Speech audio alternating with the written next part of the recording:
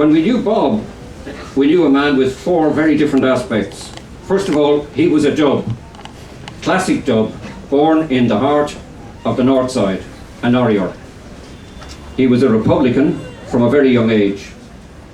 And when he changed from being a mere national revolutionary to becoming a social revolutionary, he brought his Republican with him. And when he became a socialist, as he had been as a Republican, he remained a socialist all his life. And he brought it into his fourth activity, trade unionism. And he remained a trade union member all his life. And these are the strands that are represented by the speakers here today. And above all, he was a family man. And the Doyle family, for me, were probably the greatest gift that we shared, Bob and I. The hospitality and the fun, and all the friends that they had. Through Bob, through Lola, his extraordinary wife, from Asturias, a fellow exile whom he married in 1940. And also through the experiences that brought him and so many different people together for the international brigades. A bit like the attendance here today. How could you unite the broad left in Ireland? They won't unite for themselves, but like the people from all shades of orange and green who stopped fighting in Belfast to go out and climb into the same trench and die together in Harama for someone else's republic, we can do it when it's for something that's not ourselves. And there is a point in politics where we can keep our memberships and our beliefs, but we can share something broader with people with whom we wouldn't normally share a platform, but we are sharing a cause. Bob's last speech was delivered in the President's Palace, what had been during the Republic, now again the Royal Palace, in Pedralbes in Barcelona. This is a wonderful palace because in that brief, nearly 3 years of the Civil War, it was the residence of the Spanish President Azaña, a man who did very little active politically in the war other than carry the burden of representing a besieged republic abandoned by almost every republic in the world except the Soviet Union and Mexico. And here he wrote this great speech. If it had been written in English, we would be learning it with the Gettysburg Address, with the Churchill call for the beaches and fighting on the trenches.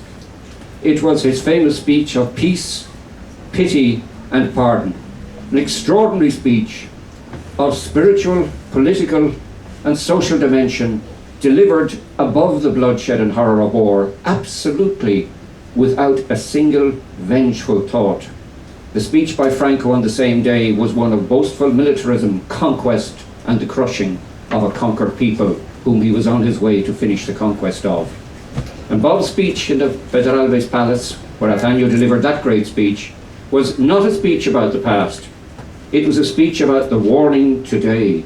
We are now back in a situation with terrible parallels to 1929, 30, 31, 32, and 33, when Adolf Hitler formally appears on the world stage. We have moved into somewhere beyond 1931. We are possibly in a similar phase to people living quietly at home, just trying to get through it, hoping they'd save their jobs in what became 1932. And his message on this was clear. At that time, the ordinary person, the ordinary union member, the ordinary voter, the ordinary employee or unemployed, left it to their betters.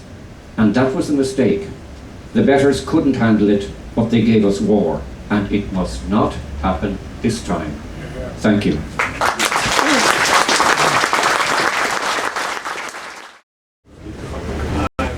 Arise, ye starvelings, from your slumbers.